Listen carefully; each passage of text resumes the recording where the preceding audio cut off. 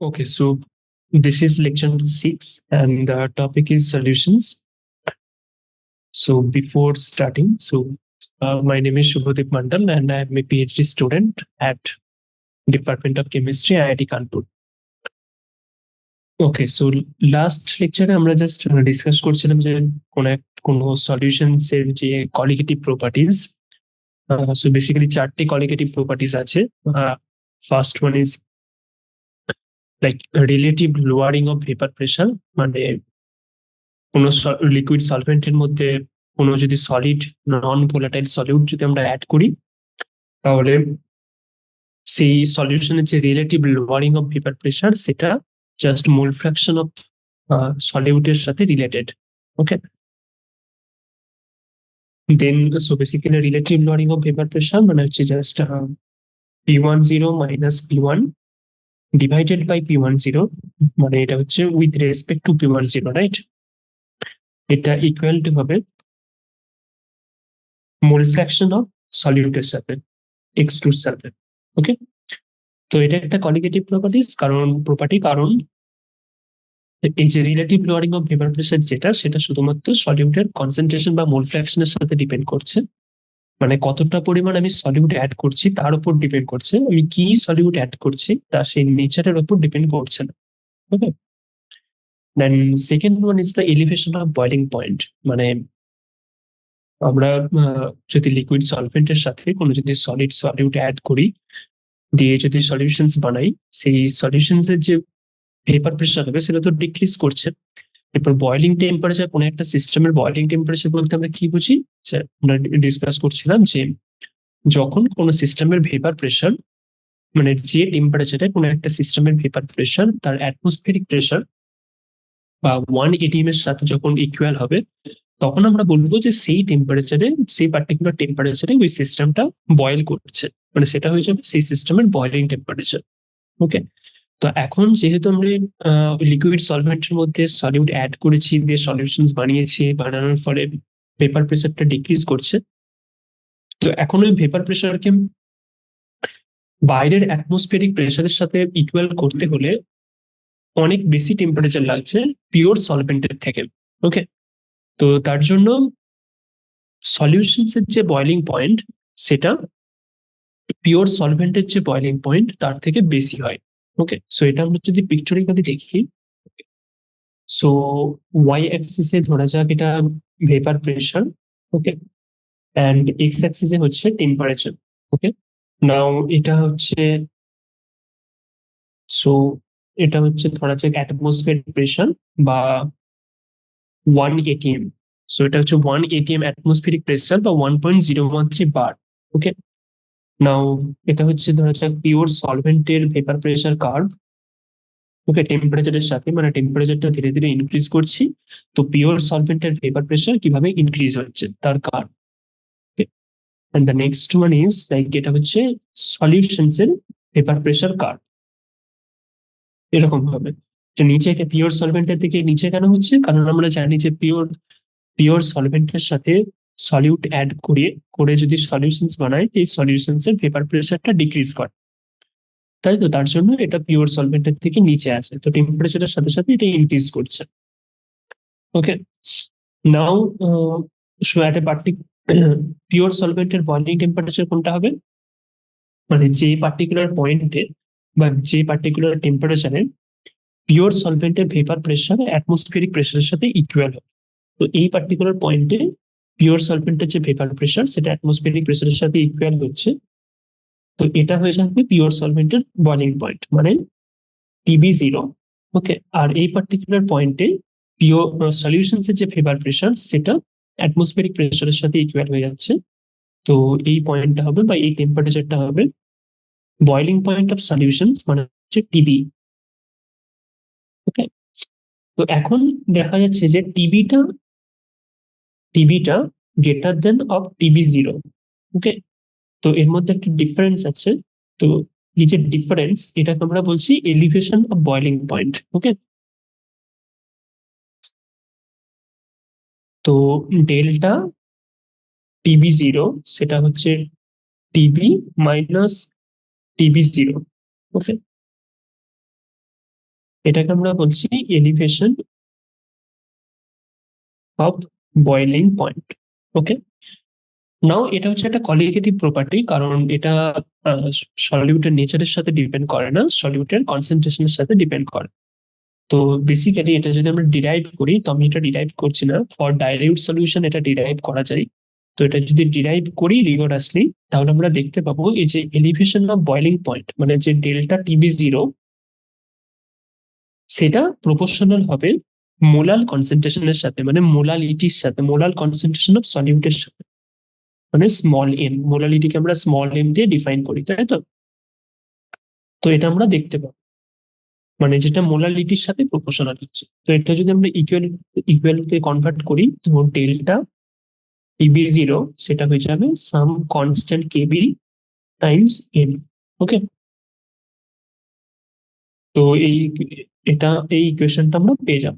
তো এক্ষেত্রে ডেল্টা টিবি0 যেটা, সেটা তো আমরা জানি elevation of boiling point, M হচ্ছে molality or molal concentration of solute,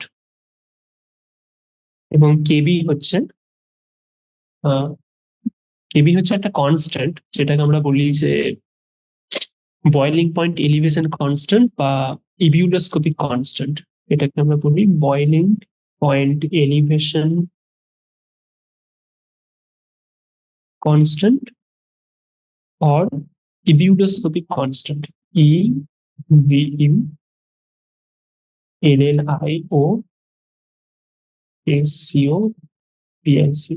ibudoscopic constant। ওকে, তো এই ইকুয়েশন থেকে আমি বুঝতে পারছি যে এলিভেশন অফ বয়েলিং পয়েন্ট যেটা মানে ডেল্টা টিবি0, সেটা শুধুমাত্র মোলাল কনসেন্ট্রেশন অফ দ্য সলিউটের সাথে ডিপেন্ড করছে, তার নেচারের সাথে নয়।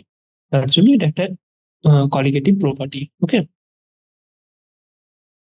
তো এই যে কেবির যে ইউনিট হবে সেটা কি, কেবি মোলালিটি, এমটাকে আমি কি, মোলালিটি মানে হচ্ছে কোন একটা সলিউশনের যে মোলাল কনসেন্ট্রেশন, সেটা কি মানে number of mole present in 1 kg of the solvent.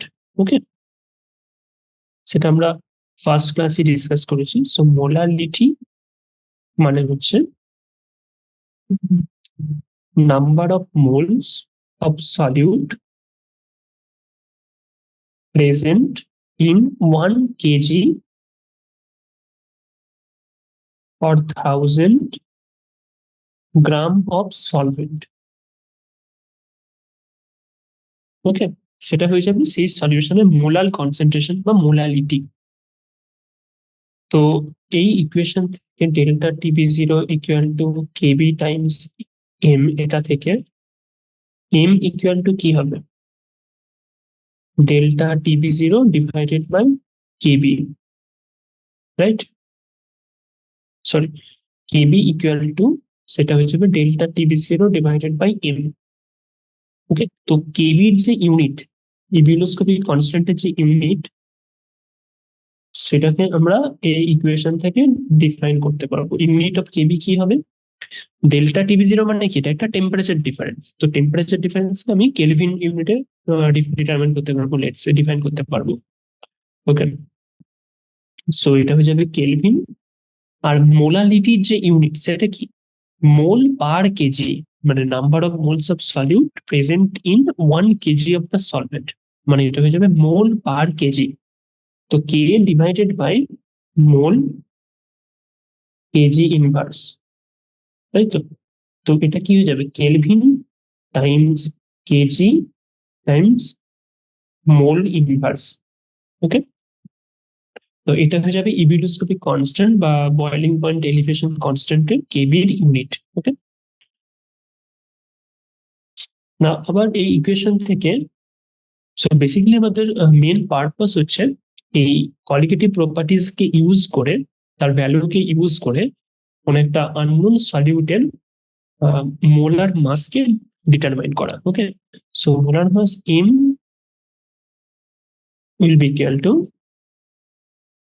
delta TB0 divided by KB, right? এখন এম কে আমি কিভাবে ডিফাইন করতে পারবো, মোলালিটি, তাই তো? মানে মোলালিটি মানে হচ্ছে number of moles of solute in 1 kg or 1000 gram of solvent. So আমরা যদি বলি যে W2 গ্রাম আমরা সলিউট নিয়েছি, যার মোলার মাস ধরা যাক M2, এবং সেটা আমরা ডিজলভ করেছি ধরা যাক W1 গ্রাম সলভেন্টের মধ্যে। ওকে, তো ধরা যাক W2 গ্রাম আমরা সলিউট নিয়েছি, যার মোলার মাস M2, সেটা আমরা ডিজলভ করেছি W1 গ্রাম সলভেন্টের মধ্যে। ওকে, তো তার মোলালিটি বা মোলার কনসেন্ট্রেশন কত হবে? ধরো, তো এর mole number of moles of solid, সেটা কত হবে? ওয়েট মানে ওজন, weight of the solid W2 divided by molar mass M2, right? তো এই যে number of moles of solid মানে W2 by M2 moles of solid আছে W1 গ্রাম সলভেন্টের মধ্যে, তাই তো? এরপর মোলালিটি বের করতে গেলে আমাকে বের করতে হবে 1000 গ্রাম বা 1 কেজি সলভেন্টের মধ্যে কত মোল আছে। তো এটা হয়ে যাবে 1000 times W2 by W1 times M2। ওকে, এত মোল আছে। তো তার মানে সলিউশনের যে মোলারিটি স্মল m, সেটা হয়ে যাবে 1000 times W2 divided by W1 times M2। Okay, now আমরা যে ইকুয়েশনটা পেয়েছিলাম delta delta TB0 equal to KB times M। Okay, তো এই ইকুয়েশনে আমি যদি M এর এক্সপ্রেশনটাকে আমি যদি রিপ্লেস করি, তো এটা হয়ে যাবে জাস্ট KB টাইমস M এর যে এক্সপ্রেশন সেটা লাস্ট এখানে পেয়েছি আমি। M এর এক্সপ্রেশনটা কি 1000 times W2 divided by W1 times M2। এটা হয়ে যাবে 1000 times W2 divided by W1 times M2। Okay, তো এই এক্সপ্রেশনটা আমি এখন পেয়ে গেলাম। ওকে, তো এই এই এই এই এক্সপ্রেশন থেকে আমি যদি কোন একটা আননোন সলিউটের যদি মোলার মাস ডিটারমাইন করতে চাই, সেটা আমি করতে পারবো। তাই তো? কি করে? এই এক্সপ্রেশন থেকে আমি যদি M2 কে ডিফাইন করি, M2 will be equal two just delta TB0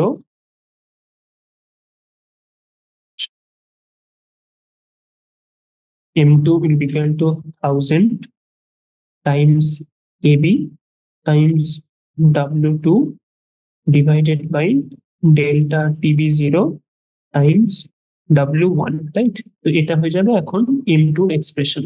ওকে, তো এখানে এখানে এই এক্সপ্রেশন থেকে আমি কোন একটা আননোন সলিউটের যে মোলার মাস সেটা আমি ডিটারমাইন করতে পারবো।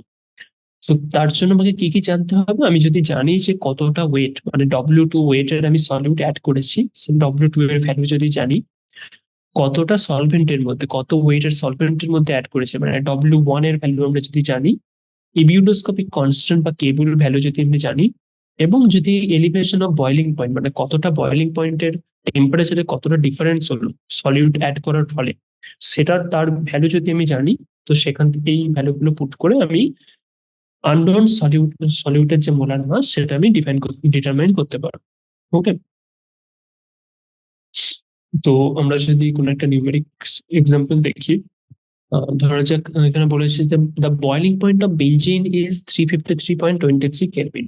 So boiling point of benzene মানে পিওর বেঞ্জিন, তার বয়লিং পয়েন্ট বলে দিয়েছে 353.23 কেলভিন।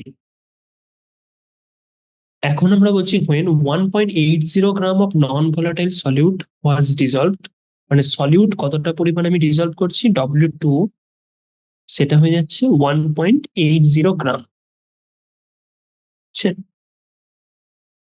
সেটা আমি ডিজলভ করেছি কত গ্রাম বেঞ্জিনের মধ্যে, মানে সলভেন্টের যে ওজন 90, সেটা হচ্ছে 90 গ্রাম বেঞ্জিনের মধ্যে আমি অ্যাড করেছি। W1 এর ভ্যালুটা আমি পেয়ে গেলাম। ওকে, তো দেন বয়লিং পয়েন্ট, তো আমি যখন সলিউট যখন অ্যাড করলাম তার মানে কি তার ভেপার প্রেসারটা ডিক্রিজ হবে এবং বয়লিং পয়েন্টটা ইনক্রিজ হবে। তো সলিউশনের যে বয়লিং পয়েন্ট এখন হয়েছে সেটা বেড়ে হয়েছে 354.11 কেলভিন।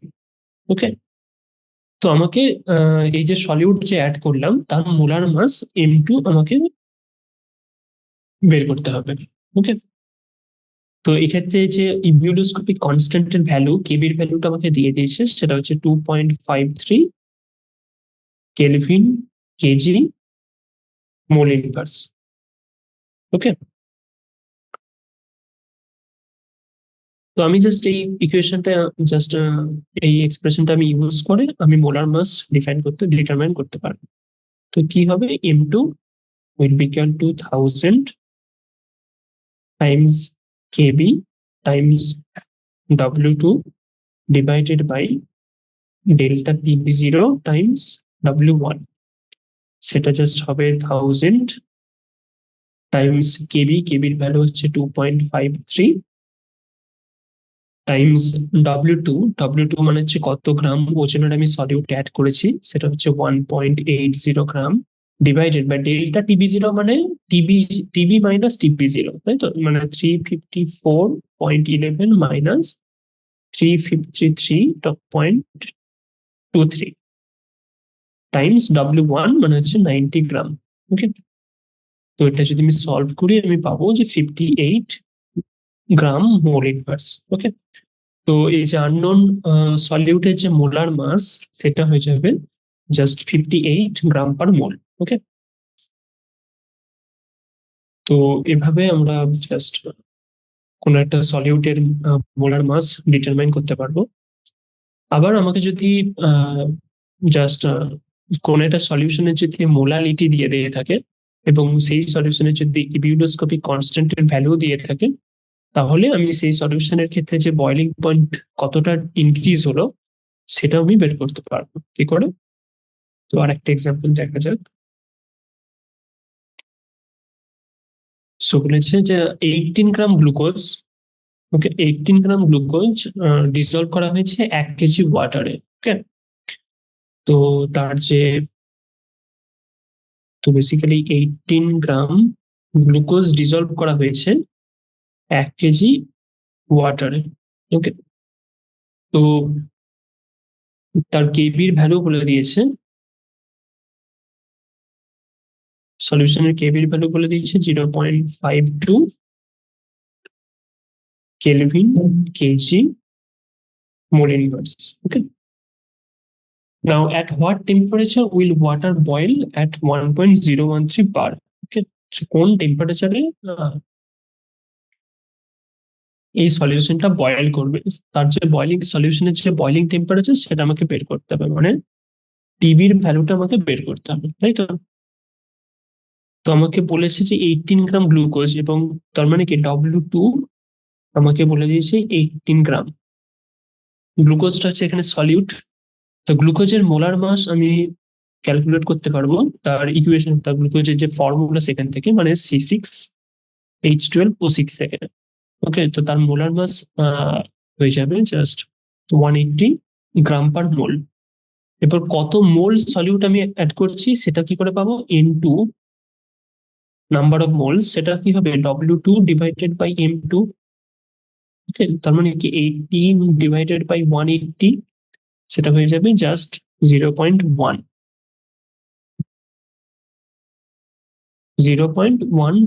মোল, তাই তো। এরপর তো 1000 গ্রাম বা 1 কেজি ওয়াটারের মধ্যে আছে 0.1 মোল গ্লুকোজ, তার মানে কি এটাই হয়ে যাবে সলিউশনের মোলালিটি। তো মোলালিটি বা স্মল এম যেটা, সেটা হয়ে যাবে 0.1, তাই তো। তো আমি জানি যে ইকুয়েশন কি delta TB0 equal to K B times M. তো এক্ষেত্রে কেবির ভ্যালু বলে দিয়েছে 0.52 টাইমস এম, এম এর ভ্যালু হচ্ছে 0.1। ওকে, তো কেবির যে ইউনিট সেটা কি kelvin KG mole inverse times মোলালিটির ইউনিট কি? মোলালিটির ইউনিট হবে mole per K G, K G inverse. তো কেজি মোল ক্যান্সেল আউট হয়ে যাবে, সো কেলভিন থাকবে, যেটাই হচ্ছে টেম্পারেচারের ইউনিট, তাই তো? তো এটা হয়ে যাবে 0.052 কেলভিন। তো তো পিওর যে ওয়াটার, পিওর যে ওয়াটার, তার বয়লিং পয়েন্ট কত? TB0, সেটা জানি আমি 100 ডিগ্রি সেন্টিগ্রেড বা 373.15 এখন ডেল্টা TB0 আমি পেয়েছি 0.052 তো টিবি আমাকে বের করতে হবে। তো ডেল্টা TB0 মানে কি? টিবি মাইনাস TB0, সেটা হচ্ছে 0.052 তো টিবি যেটা হবে সেটা হবে TB0 প্লাস ডেল্টা TB0, মানে 373.15 প্লাস 0.052 তো টিবির ভ্যালু যেটা হবে সেটা হয়ে যাবে জাস্ট 373.202 ওকে। তো এখন TB0 থেকে আমি দেখলাম যে সলিউট বা গ্লুকোজ অ্যাড করার ফলে বয়লিং পয়েন্টটা ইনক্রিজ হয়েছে। ওকে, তো এই সো নেক্সট আমরা দেখবো যে depression of freezing point. Depression of freezing point, so প্রথমে ডিপ্রেশন ডিসকাস করার আগে, সো বেসিক্যালি ফ্রিজিং পয়েন্ট বলতে আমরা কি বুঝি? ওকে, ফ্রিজিং পয়েন্ট হচ্ছে বয়লিং টেম্পারেচারের মতনই। সো ফ্রিজিং টেম্পারেচার মানে যে টেম্পারেচারে, মানে আমি যদি কোনো একটা পিওর সলভেন্ট রাখি, সো পিওর সলভেন্টের মধ্যে একটা লিকুইড ফেজে যদি পিওর সলভেন্টে রাখি, তো সেটা সেটা সেখান থেকে কম্পোনেন্ট ধীরে ধীরে ভেপার ফেজে যাবে, এবং তার যে ভেপার প্রেশার সেটা যখন পিওর সলিড সলিডের যে ভেপার প্রেশার, সলিড সলভেন্টের যে ভেপার প্রেশার, মানে ওই যে পিওর সলভেন্টটা ছিল লিকুইড ফেজে, তার যে ভেপার প্রেশার সেটা যখন ওই সলভেন্টেরই, মানে ওই কম্পোনেন্টেরই তার যে সলিড স্টেটে তার যে ভেপার প্রেশার সেটার সাথে যখন ইকুয়াল হয়ে যাবে, তখন সেই টেম্পারেচার বা সেই পয়েন্টে আমি বলবো সেই সলভেন্টটা ফ্রিজ করতে শুরু করবে, বা মেল্টিং পয়েন্ট। ওকে, বা সেই পিওর সলিডটা মেল্ট করতে শুরু করবে, সেটা হয়ে যাবে তার ফ্রিজিং পয়েন্ট সলভেন্টের। ওকে, মানে বেসিক্যালি এটা যদি আমরা রিপিট করি, তো কোন একটা পিওর সলভেন্ট তার যে ভেপার প্রেশার সেটা যখন ওই কম্পোনেন্টটার যখন যে পিওর সলিড স্টেট, তার যে সেই সলিড স্টেটে তার যে ভেপার প্রেশার সেটার সাথে যখন ইকুয়াল হয়ে যাবে, সেই টেম্পারেচারে ওই সলভেন্টটা ফ্রিজ করতে শুরু করবে, সেটাকে আমরা বলবো freezing point of that solvent. না, এখন সলভেন্টের সাথে আমি যদি সলিড যদি অ্যাড করি, দিয়ে যদি সলিউশন বানাই, তো তার ভেপার প্রেশারটা ডিক্রিজ হচ্ছে, তাই তো? তো এখন ওই ওই যে সলভেন্ট কম্পোনেন্ট তার যে সলিড স্টেট তার যে ভেপার প্রেশার সেটা তো কম ছিল লিকুইড ফেজের থেকে, সলিড ফেজে ভেপার প্রেশারটা তো কম হবে। তো এখন সলভেন্টের সাথে সলিউট অ্যাড করার ফলে সলিউশনের ভেপার প্রেশার কমে গেছে, তার ফলে কি ওই সলিড ভেপার প্রেশারের সাথে সলিউশন ভেপার প্রেশার ইকুয়াল হতে অনেক কম টেম্পারেচার লাগবে আগের থেকে। তার জন্য ফ্রিজিং পয়েন্টটা পিওর সলভেন্টের থেকে সলিউশনের ফ্রিজিং পয়েন্টটা কম হয়, সেটাকে আমরা বলি depression of freezing point. Okay, তো এটা যদি আমরা পিকটোরিক্যালি দেখি, তো ওয়াই অ্যাক্সিসে ধরা যাক ভেপার প্রেশার, এক্স অ্যাক্সিসে হচ্ছে টেম্পারেচার। ওকে, তো এরপর ধরা যাক যে সলিড যে curve, solid vapour pressure curve, solid ফেজে এই পিওর সলভেন্ট যখন সলিড ফেজে থাকবে তার যে ভেপার প্রেশার কার্ভ সেটা অনেকটা স্টিপ হবে, তো ধরা যাক এরকম। ওকে, এরপর পিওর সলভেন্টের যে ভেপার প্রেশার কার্ভ টেম্পারেচারের সাথে, সেটা ধরা যাক এইভাবে লিকুইড সলভেন্টের। আর ওই সলভেন্টের সাথে সলিউট অ্যাড করার পর, সলিউশন বানানোর পর তার যে ভেপার প্রেশার কার্ভ সেটা ডিক্রিজ হবে, ভেপার প্রেশার, তো সেটা কার্ভ ধরা যাক এরকম ভাবে বিহেভ করছে। ওকে, তো এরপর আমরা জাস্ট ডিসকাস করলাম যে ফ্রিজিং পয়েন্ট হবে সেই টেম্পারেচারটা যেই টেম্পারেচারে সলভেন্ট লিকুইড ফেজে তার যে ভেপার প্রেশার সলিড ফেজে তার যে ভেপার প্রেশার তার সাথে ইকুয়াল হয়। তো এই তো ওকে, তো তার আগে তো এটা হয়ে যাবে, এটা হচ্ছে পিওর সলভেন্টের জন্য লিকুইড ফেজে vapour pressure curve. Okay, and এটা হচ্ছে সলিউশনস সলিউশনস এর জন্য, আর এটা হচ্ছে solid vapour pressure curve solid ফেজে। ওকে, তো এই এই যে পয়েন্টটা, এই পয়েন্টটাতে লিকুইড সলভেন্টের যে ভেপার প্রেশার সেটা তার যে সলিড ফেজে তার যে ভেপার প্রেশার তার সাথে ইকুয়াল হচ্ছে, তাই তো। তো এটাকে আমরা বলবো যে freezing point of the pure solvent in the liquid phase, TF0। F stands for freezing point. And ওই সলভেন্টের সাথে আমি যখন সলিউট অ্যাড করলাম, সলিউট অ্যাড করে যে সলিউশনসটা বানালাম, তো তার ভেপার প্রেশারটা আমি দেখছিলাম যে ডিক্রিজ হচ্ছে, এবং ডিক্রিজ হওয়ার ফলে সেটা এখন অনেক আগের থেকে কম টেম্পারেচারে সেটা ওই যে সলভেন্টের যে সলিড ফেজে যে ভেপার প্রেশার তার সাথে ইকুয়াল হয়ে যাচ্ছে। তো দেখতে পাচ্ছি যে এই পয়েন্টে সেটা সলিড ভেপার প্রেশারের সাথে সেটা ইকুয়াল হয়ে যাচ্ছে, তাই তো। তো এটা এখন হয়ে যাবে freezing point of the solutions, মানে TF। ওকে, তো এখন কি হলো, দেখলাম যে TF0 থেকে TF-টা কম, তাই তো, মানে TF less than of TF0, তাই তো। মানে কি, তার এখন সলিউশনস কম টেম্পারেচারে ফ্রিজ হচ্ছে পিওর সলভেন্টের থেকে। তো এই যে ডিক্রিজ অফ ফ্রিজিং পয়েন্ট সেটাকে আমরা বলবো যে ডিপ্রেশন অফ ফ্রিজিং পয়েন্ট। ওকে, তার মানে এই যে TF0 মাইনাস TF,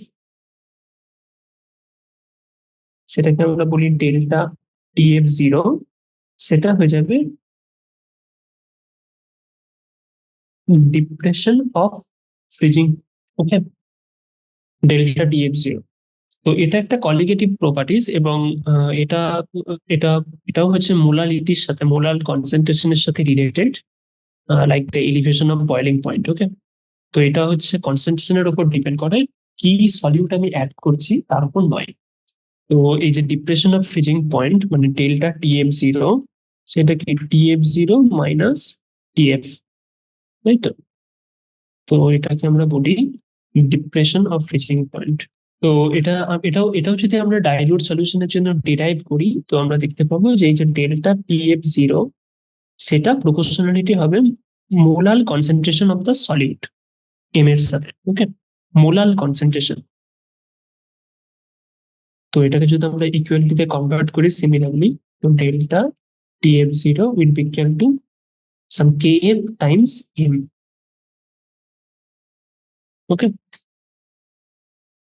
তো যেখানে এমটা হচ্ছে মোলালিটি বা molal concentration of the solute, এবং KF হচ্ছে একটা কনস্ট্যান্ট টার্ম, যেটাকে আমরা বলি যে ফ্রিজিং পয়েন্ট ডিপ্রেশন কনস্ট্যান্ট অথবা ক্রায়োস্কোপিক কনস্ট্যান্ট। ওকে, এটা হচ্ছে ফ্রিজিং পয়েন্ট ডিপ্রেশন কনস্ট্যান্ট, অথবা আমরা এটাকে বলি ক্রায়োস্কোপিক কনস্ট্যান্ট।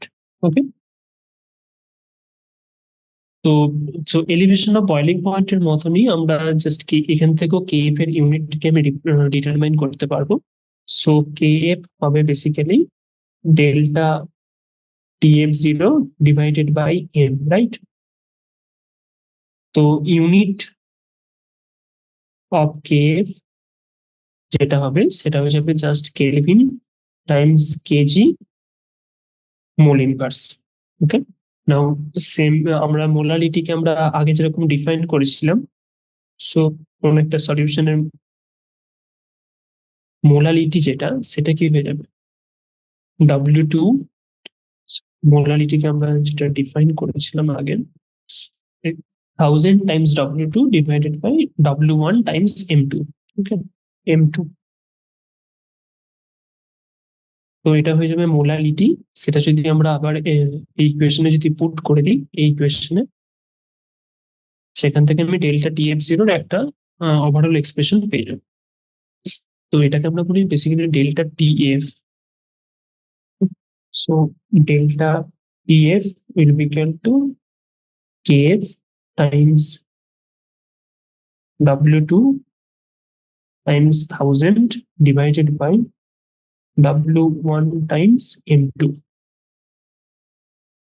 ওকে, এটা এই ডেরিভেশন হলো অনেকটা সিমিলার এলিভেশন অফ বয়লিং পয়েন্টের সাথে, কারণ দুটোই মোলার কনসেন্ট্রেশনের সাথে সিমিলার সেম ভাবে রিলেটেড। ওকে, সো এই ইকুয়েশন থেকেও আমি জাস্ট এম টু মানে কোন একটা আননোন সলিউটের যে মোলার মাস সেটাকে আমরা ডিফাইন করতে পারবো। সো M2 হয়ে যাবে just KF times W2 times 1000 divided by delta TF times W1, এটা হয়ে যাবে M2। ওকে, যেখানে M2 টা হচ্ছে molar mass of the solute. Okay, তো এটা ডেল্টা টিএফ টাও যেহেতু শুধুমাত্র মোলার কনসেন্ট্রেশন অফ দ্য সলিউটের উপর ডিপেন্ডেন্ট, তো তার জন্য এটা হচ্ছে একটা কলিগেটিভ প্রপার্টি। এটা কি সলিউট আমি অ্যাড করছি নেচারের উপর ডিপেন্ডেন্ট নয়। তো এই যে ডেল্টা টি বি জিরো এবং ডেল্টা টিএফ এই যে কলিগেটিভ প্রপার্টি, সেটা কিন্তু আরো একটা রিলেশনশিপ থেকে আমরা বলতে পারি, যেটা আমরা ডেরিভেশন করছি না, কিন্তু আমরা যদি দেখাতে পারি যে কে এফ বা কে এফ যেটা মানে ক্রায়োস্কোপিক কনস্ট্যান্ট যেটা, সেটা আমরা লিখতে পারি R times M1 times TF square divided by 1000 times delta fusion of H। আর বয়লিং পয়েন্ট এলিভেশন কনস্ট্যান্ট বা ইবিউলোস্কোপিক কনস্ট্যান্ট যেটা, সেটা আমরা লিখতে পারি R times M1 times TB square divided by 1000 times delta vaporization of H। Okay, সেই দুটো হচ্ছে কে এবং কেবির রিলেশনশিপ, যেখানে আর হচ্ছে ইউনিভার্সাল গ্যাস কনস্ট্যান্ট, M1 হচ্ছে molar mass of the solvent, TF হচ্ছে freezing point of the solution, delta fusion H মানে এটা হচ্ছে এনথালপি অফ ফিউশন। ফিউশন মানে হচ্ছে কোন একটা মেল্ট করছি আমি, সলিড থেকে লিকুইডে যাচ্ছি, সেটা হচ্ছে যে এনথালপি লাগছে সেটা হচ্ছে এনথালপি অফ ফিউশন। আর ডেল্টা ভেপারাইজেশন H মানে হচ্ছে enthalpy of vaporisation. Okay, so so KF এবং কেবি যেটা, এটা কিন্তু নেচার অফ দ্য সলভেন্টের সাথে ডিপেন্ডেন্ট। কারণ কি, কারণ এটা যে এনথালপি অফ ফিউশন এবং এনথালপি অফ ভেপারাইজেশন আছে, তারপর এই যে সলভেন্টের যে ফ্রিজিং পয়েন্ট, সলভেন্টের যে বয়লিং পয়েন্ট, সলভেন্টের যে মোলার মাস, সেটার সাথে ডিপেন্ড করছে, তাই তো। তার জন্য এই যে কনস্ট্যান্ট গুলো মানে এই যে ক্রায়োস্কোপিক কনস্ট্যান্ট বা এই যে ইবিউলোস্কোপিক কনস্ট্যান্ট কে এবং কেবির যে ভ্যালু হয়, সেটা কিন্তু নেচার অফ দ্য সলভেন্টের সাথে ডিপেন্ড করছে। ওকে, তো সিমিলারলি আমরা নিউমেরিক্যাল এক্সাম্পল থেকে আমরা জাস্ট দেখতে পারি যে মোলার মাস আমি কি করে ডিফাইন করতে পারবো। তো এটা আমরা জাস্ট দেখাচ্ছি না, কারণ এটা সিমিলার হবে যে বয়লিং পয়েন্টের যে এলিভেশন তার যে এক্সাম্পল আমরা দেখেছিলাম, তো তার সাথে সিমিলার। তো এখানে মেন ইম্পর্টেন্ট জিনিস হচ্ছে যে কলিগেটিভ প্রপার্টিস মানে এই যে এলিভেশন অফ বয়লিং পয়েন্ট বা ডিপ্রেশন অফ ফ্রিজিং পয়েন্ট বা relative lowering of vapour pressure, সেটা কিন্তু সলিউটের নেচারের উপর ডিপেন্ড করে না, শুধুমাত্র সলিউটের কনসেন্ট্রেশন বা অ্যামাউন্ট অফ সলিউটের সাথে ডিপেন্ড করে। বাট এই যে কেএফ এবং কেবি, এই যে ক্রায়োস্কোপিক কনস্ট্যান্ট বা ইবিউলোস্কোপিক কনস্ট্যান্টের যে ভ্যালু, সেটা কিন্তু নেচার অফ সলভেন্টের সাথে ডিপেন্ড করে। ওকে, কারণ কি, কারণ এখানে সলভেন্টের যে মোলার মাস সেটা এই এক্সপ্রেশনে আছে, তার যে ফ্রিজিং পয়েন্ট, তার বয়লিং পয়েন্ট, তার সাথে এগুলো ডিপেন্ড করছে, তার জন্য এটা নেচার অফ দ্য সলভেন্টের সাথে ডিপেন্ড করে। ওকে, তো নেক্সট যে কলিগেটিভ প্রপার্টি সেটা হচ্ছে অসমেটিক প্রেশার। ওকে, সো অসমেটিক প্রেশারের কনসেপ্ট কি, মানে সো অসমেটিক প্রেশারের কনসেপ্ট হচ্ছে, সো বেসিক্যালি এটা এটা এটা এটা এমন এক ধরনের কনসেপ্ট যেটা আমরা ডেইলি লাইফে এক্সপিরিয়েন্স করে থাকি। ওকে, যেরকম আমরা যদি কোনো ড্রাইড ফ্লাওয়ার্সকে আমরা যদি কোনো ফ্রেশ ওয়াটারে রাখি, তো সেখানে কিছুক্ষণ পর আমরা দেখতে পাই কি ড্রাইড ফ্লাওয়ার্সটা অনেকটা লাইভলি হয়ে উঠেছে, তাই তো? তারপর পিকেলস এর ক্ষেত্রে, কারণ ম্যাঙ্গো পিকেলস বা অন্য কোনো পিকেলস এর ক্ষেত্রে আমরা যদি ম্যাঙ্গোকে আমরা যদি স্যালাইন ওয়াটার মানে সল্ট ওয়াটারে যদি রাখি, আমরা দেখতে পাবো যে ওই যে ফ্রেশ ফ্রুটস সেটা অনেকটা চুপসে গেছে, মানে শ্রিঙ্ক হয়ে গেছে। তো এরকম অনেক এক্সাম্পল আমরা ডেইলি লাইফে এক্সপিরিয়েন্স করে থাকি। তো সেটা কিন্তু এই অসমেটিক প্রেশারের সাথে রিলেটেড। ওকে, সেই সমস্ত এক্সাম্পল গুলো। তো এই যে যে এক্সাম্পল গুলো আমরা দেখলাম, এই যে ম্যাঙ্গো সেল শ্রিঙ্ক করে গেল, তারপর কিশমিশ মানে আমরা যদি রেজিনকে আমরা যদি জলে রাখি, ফ্রেশ ওয়াটারে রাখি, তো ড্রাইড রেজিনসকে, তখন সেটা আমরা দেখতে পাই যে ড্রাইড রেজিনস কিছুক্ষণ পর সেটা ফুলে উঠেছে। সেটাও এক ধরনের এক্সাম্পল। তো এই তারপর ব্লাড সেলকে আপনি যদি বেশি স্যালাইন বেশি সল্ট কনসেন্ট্রেশনের ওয়াটারে এবং যদি কম সল্ট কনসেন্ট্রেশনের ওয়াটারে যদি রাখি, তখন ব্লাড সেল কিছু কিছু ক্ষেত্রে সেটা ফুলে যায়, আবার কিছু কিছু ক্ষেত্রে শ্রিঙ্ক হয়ে যায়। তো এই এক্সাম্পল গুলো অসমেটিক প্রেশারের সাথে রিলেটেড। ওকে, নাও কিভাবে রিলেটেড? তো এই সমস্ত এক্সাম্পল গুলোতে আমরা একটা জিনিস কমন, কোন জিনিসটা কমন, যে যেমন ফ্রুটস, ফ্লাওয়ার্স, কিসমিস বা ড্রাই রেজিনস, এইগুলোতে একটা মেমব্রেন থাকে, তাই তো? যেমন এগুলো ভেজিটেবল মেমব্রেন থাকে। আবার ব্লাড সেলস এগুলো অ্যানিমেল মেমব্রেন থাকে। তো কোন একটা মেমব্রেন দিয়ে ঢাকা আছে সেলসটা, তাই তো? তো এই জিনিসটা কমন যে প্রত্যেকটা ক্ষেত্রে একটা মেমব্রেন আছে। তো এই মেমব্রেনটা কি হতে পারে? এই মেমব্রেনটা একটা কন্টিনিউয়াস সিট হতে পারে, এটা একটা আর্টিফিশিয়াল মেমব্রেনও হতে পারে, আবার ন্যাচারাল মেমব্রেনও হতে পারে। ন্যাচারাল মেমব্রেন যেমন যে সমস্ত এক্সাম্পল গুলো আমরা দেখলাম, সেগুলো হচ্ছে ন্যাচারাল মেমব্রেন, কারণ সেগুলো হচ্ছে ভেজিটেবল মেমব্রেন অথবা অ্যানিমাল মেমব্রেন বা পর্দা যেটাকে বলি। বা আর্টিফিশিয়াল মেমব্রেন হতে পারে যেমন সেলোফেন, এটা একটা আর্টিফিশিয়াল মেমব্রেনের এক্সাম্পল। তো এই মেমব্রেনটা কি হতে পারে? একটা কন্টিনিউয়াস সিট হতে পারে, বা কিছু ছোট ছোট পোর্স দিয়ে তৈরি হতে পারে মেমব্রেনটা। তো মানে মেমব্রেনটা হচ্ছে একটা কন্টিনিউয়াস সিট হতে পারে, সলিড কন্টিনিউয়াস সিট, অথবা কিছু ছোট ছোট পোর্স, মাইক্রোস্কোপিক বা সাব মাইক্রোস্কোপিক পোর্স দিয়ে ওই মেমব্রেনটা গঠিত হতে পারে। তো এরকম কিছু একটা সাবস্টেন্সকে আমি যদি ওই মেমব্রেনের মধ্যে রাখি, তো ওই যে ছোট ছোট পোর্স আছে, সেই পোর্স সাইজটা এতটাই ছোট যে তার মধ্যে সলভেন্ট মলিকুল মানে ওয়াটার বা অন্য কোনো সলভেন্ট মলিকুল হয়তো চলে যেতে পারে ভেদ করে, বাট যে সলিউট পার্টিকেলস মানে যে সল্ট, সুগার বা যে বড় বড় যে সলিউট পার্টিকেলস, সেটা কিন্তু ওই পোর্স ভেদ করে আর যেতে পারে না। ওকে, সেটা সেই এই এই ধরনের মেমব্রেন গুলোর যে এটা কিন্তু বৈশিষ্ট্য। তো এই মেমব্রেন গুলোকে আমরা বলি যে semi impermeable membrane. Okay, semi permeable membrane.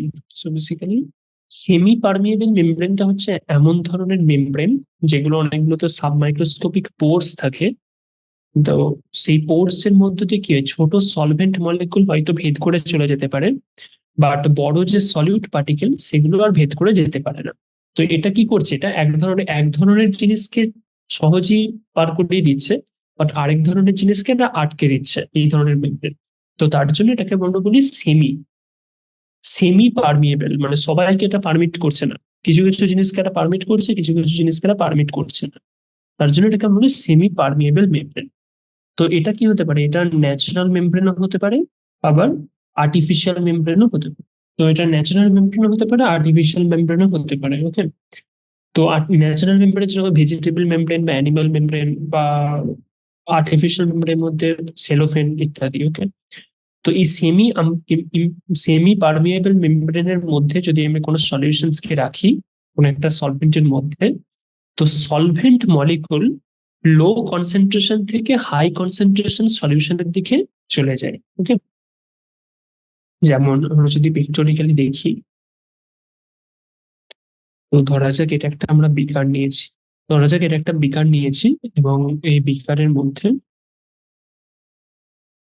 আমরা একটা পাইপ রেখেছি, পাইপ আছে এবং সেটা এরকম একটা সেমি পারমিয়েবল মেমব্রেন দিয়ে ঢাকা আছে হচ্ছে।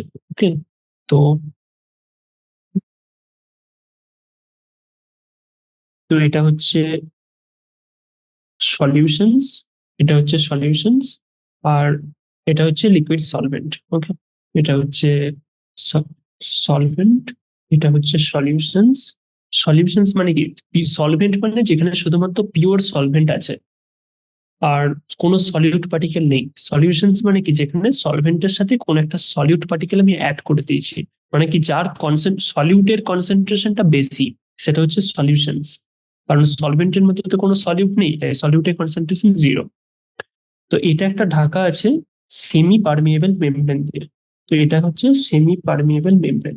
ওকে, তো তার মানে কি, এই সেমি পারমিয়েবল মেমব্রেনের মধ্য দিয়ে সলভেন্ট মলিকুল পাস থ্রু করতে পারে, বাট সলিউট পার্টিকেলস নয়। তো এটা যদি এরকম সলিউশনসকে আমি যদি কোনো একটা সলভেন্টের মধ্যে রাখি, তখন সেমি পারমিয়েবল মেমব্রেনের মধ্য দিয়ে, তখন সলভেন্ট মলিকুল এই মেমব্রেন ভেদ করে চলে যাবে লো কনসেন্ট্রেশন অফ সলিউশন থেকে হাই কনসেন্ট্রেশন অফ সলিউশনের দিকে। ওকে, তো লো কনসেন্ট্রেশন কার রেসপেক্টে, সলিউটের রেসপেক্টে। আমি যখন লো কনসেন্ট্রেশন অফ সলিউশন বলছি, তার মানে কি যেখানে সলিউটের কনসেন্ট্রেশনটা কম। আর হাই কনসেন্ট্রেশন সলিউট মানে সলিউশন মানে যেখানে সলিউটের কনসেন্ট্রেশনটা বেশি। তো এরকম কোন একটা সলিউশনকে আমরা যদি সলভেন্টের মধ্যে দিয়ে রাখি সেমি পারমিয়েবল মেমব্রেন দিয়ে, তখন সলভেন্ট মলিকুল এই মেমব্রেন ভেদ করে লো কনসেন্ট্রেশন অফ সলিউশনস থেকে হাই কনসেন্ট্রেশন অফ সলিউশনের দিকে চলে যায়। তো এই যে চলে যায়, তো এক্ষেত্রে কি হবে, এক্ষেত্রে সলভেন্ট মলিকুল এই মেমব্রেন ভেদ করে সলভেন্ট থেকে এই সলিউশনের দিকে চলে যাবে। কারণ কি, কারণ সলভেন্টে সলিউটের কনসেন্ট্রেশন 0, আর সলিউশনের মধ্যে সলিউটের একটা কনসেন্ট্রেশন আছে। তো তার জন্য লো কনসেন্ট্রেশন থেকে হাই কনসেন্ট্রেশন অফ সলিউশনের দিকে সলভেন্ট মলিকুল এই মেমব্রেন ভেদ করে চলে যাবে। তো এই যে প্রসেস, তো এটাকে আমরা বলি অসমোসিস। ওকে, তো এই অসমোসিসের জন্যই বা অভিস্রবণে অসমোসিসের জন্য আমরা জানি যে আমরা যখন ড্রাই রেজিনসকে আমি যদি কোনো জলে রাখি, তো সেখান থেকে কি হবে, পিওর ড্রাই রেজিনসের যে মেমব্রেন সেটা একটা সেমি পারমিয়েবল মেমব্রেন। তো ওয়াটার মলিকুলস বা সলভেন্ট মলিকুলস ওই ওয়াটার থেকে রেজিনসের মধ্যে সেলের মধ্যে চলে যায়, তারপরে সেটা ফুলে ফেপে ওঠে। সেটা এক ধরনের অসমোসিস। বাকি তারপর তারপর যে ড্রায়েড ফ্লাওয়ার্স সেটা যদি পিওর ওয়াটারে রাখি, সেটাও হচ্ছে এক ধরনের অসমোসিস। আবার যদি আমি কোনো ব্লাড সেলসকে আমি যদি হাই কনসেন্ট্রেশন অফ সল্ট ওয়াটারে যদি রাখি, তো সেটা কি হবে, ব্লাড সেলস থেকে সেলস এর ভেতরের যে সলভেন্ট মলিকুল সেটা ওই মেমব্রেন ভেদ করে বাইরের কনসেন্ট্রেশনে চলে আসে। কারণ কি, বাইরের কনসেন্ট্রেশন একটা হাই সলিড কনসেন্ট্রেশন। তো এইভাবে কি হয়, ব্লাড সেলস সিঙ্ক করে যায়। ওকে, তো এই সবই হচ্ছে অসমোসিসের এক্সাম্পল। তো অসমোসিস হওয়ার পর একটা প্রেসারের ইনক্রিজ ঘটে। তো সেই প্রেসারটাকে আমরা বলি অসমোটিক প্রেসার, সেটা আমরা নেক্সট ক্লাসে ডিসকাস করব। সো আজকে যেটা বেসিক্যালি আমরা জাস্ট অসমোসিস কি জিনিস সেটা নিয়ে ডিসকাস করছি।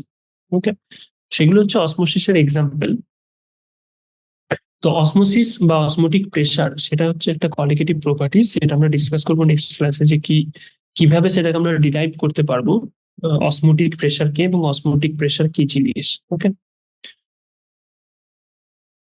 ওকে, সো বেসিক্যালি এই লেকচারে জাস্ট আমরা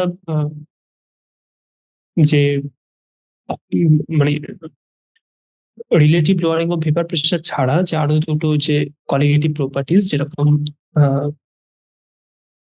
বয়লিং পয়েন্ট এলিভেশন, মানে বয়লিং পয়েন্ট যে ইনক্রিজ হয়ে যায় কোনো একটা সলিউশনে যখন আমি সলভেন্টের মধ্যে সলিউট অ্যাড করি, সেই এলিভেশন অফ বয়লিং পয়েন্ট এবং ডিপ্রেশন অফ ফ্রিজিং পয়েন্ট, মানে কোনো একটা সলভেন্টের মধ্যে আমি যদি সলিউট অ্যাড করে সলিউশনস বানাই, তার যে ফ্রিজিং পয়েন্টের যে ডিপ্রেশন ঘটে সেটা নিয়ে ডিসকাস করলাম। Okay, so boiling elevation of boiling point এবং both elevation of depression of freezing point দুটোই হচ্ছে কোয়ালিটেটিভ প্রপার্টিজ। সেটা দুটোই কিন্তু মোলার কনসেন্ট্রেশন অফ সলিউটের সাথে ডিপেন্ড করে, তার নেচারের উপর নয়। ওকে, এবং ইম্পর্টেন্টলি এই যে কেএফ এবং কেবি, সেই যে মানে ক্রায়োস্কোপিক কনস্ট্যান্ট এবং যে ইবিউটোস্কোপিক কনস্ট্যান্ট সেটাও কিন্তু আহ, সেটাও কিন্তু সেটা কিন্তু সলভেন্ট প্রপার্টির সাথে ডিপেন্ড করে। নেচার অফ দ্য সলভেন্টের সাথে সেটা কিন্তু ডিপেন্ড করে, যেটা একটা ইম্পর্টেন্ট। এটা কিন্তু নেচার অফ সলভেন্টের সাথে কিন্তু ডিপেন্ড করে। ওকে, কারণ এখানে এই যে M1 TF মানে molar mass of the solvent, molar freezing point of the solvent, boiling point of the solvent, এগুলো সমস্তই কেব এবং কেবির এক্সপ্রেশনে আছে। তার জন্য এই দুটো কিন্তু নেচার অফ দ্য সলভেন্টের সাথে ডিপেন্ড করছে। ওকে, সো নেক্সট ক্লাসে বেসিক্যালি আমরা অসমোটিক প্রেশার এবং লাস্ট যেটা হচ্ছে last colligative properties osmotic pressure সেটা নিয়ে ডিসকাস করবো। তার এক্সাম্পল অসমোটিক প্রেশার আমরা বেসিক্যালি কোন কাজে ইউজ করি, বেসিক্যালি প্রোটিন এবং বায়োমলিকুলস এর মোলার মাস ডিফাইন করার জন্য আমরা অসমোটিক প্রেশার ইউজ করি। দেন আমরা এই চ্যাপ্টারটা এন্ড করবো। ওকে, ওকে, দ্যাটস ইট, থ্যাংকস।